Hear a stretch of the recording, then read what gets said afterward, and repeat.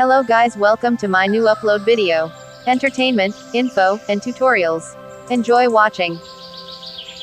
Atratus glider developed build rarity. Orange story Cephalotes atratus, found in almost all of Central and Northern South America, is one of the largest and most common ant species among Cephalotini in terms of their body size. Besides, they also have the highest number of hives. Their body length could reach 12–14 millimeters. In a mature ant colony, there are thousands of ants. When they are out, they could even cover the entire trunk that they live in. What is rare among these ants is that they can directly feed on pollen. Gliding ants are arboreal ants of several different genera that are able to control the direction of their descent when falling from a tree. Living in the rainforest canopy like many other gliders, gliding ants use their gliding to return to the trunk of the tree they live on should they fall or be knocked off a branch. Gliding was first discovered for Cephalotes atratus in the Peruvian rainforest. A Cephalotes atratus, one of the several species that display this ability. Gliding is provided by specific adaptations such as the flattened head.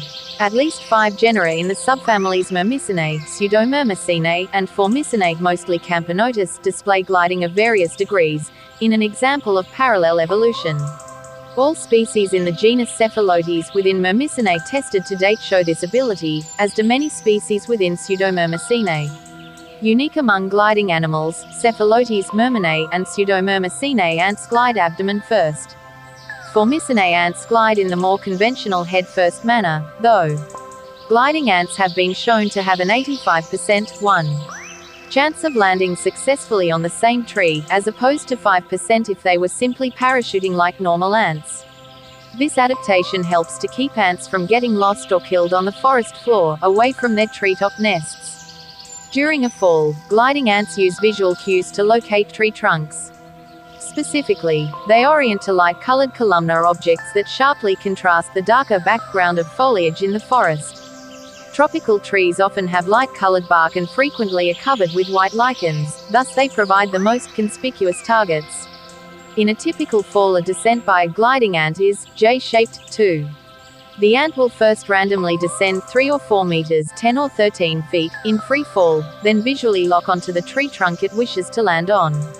The glide ant then, while exhibiting a sort of parachuting behavior to slow its fall, uses its flattened head, hind legs and abdomen like wings or a parachute to make a rapid adjustment to point its abdomen to, or head towards the tree trunk.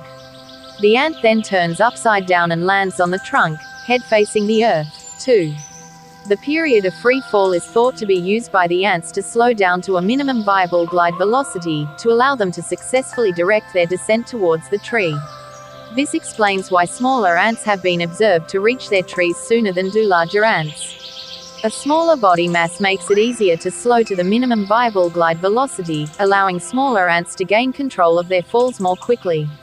Many ants use long, flattened legs and wide, flanged heads to act as parachutes to control the direction of their descent, although controlled descent has also been observed in species of Pseudomyrmicinae that have more cylindrical bodies.